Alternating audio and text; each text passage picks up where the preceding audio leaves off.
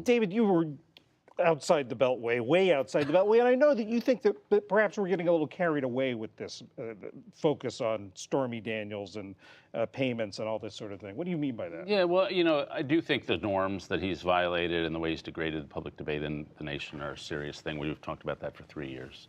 And yet, when you think about the important things that have happened this week, probably the China-U.S. trade talks were a very big deal.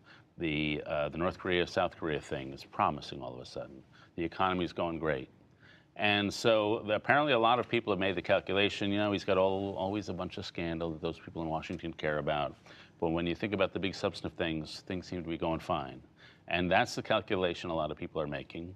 And there are times when I think we get a little overhyped up about whatever Rudy Giuliani said this morning.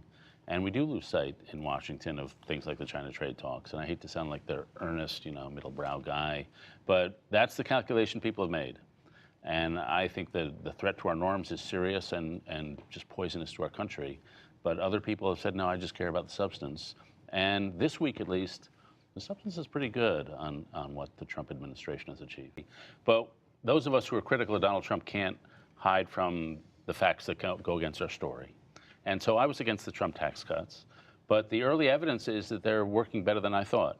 And so in the first quarter, among S&P companies, capital expenditures are up 39%. That's a 7-year high. That's far higher than a lot of us thought. Stock buybacks, which is just giving people to shareholders, that's only 16%. So the evidence from just the first quarter seems to be that what the Trump people told us would happen is happening, that companies are reinvesting the money. A lot of the things Trump said about North Korea are terrifying.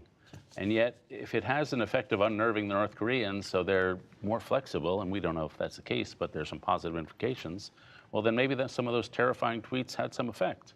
And so it's important to oppose what's opposable and what's reprehensible and offensive, and we've been doing that, as I say, for 3 years. But it's also important to see reality. And the more serious opposition will frankly be on disastrous policies or not disastrous policies.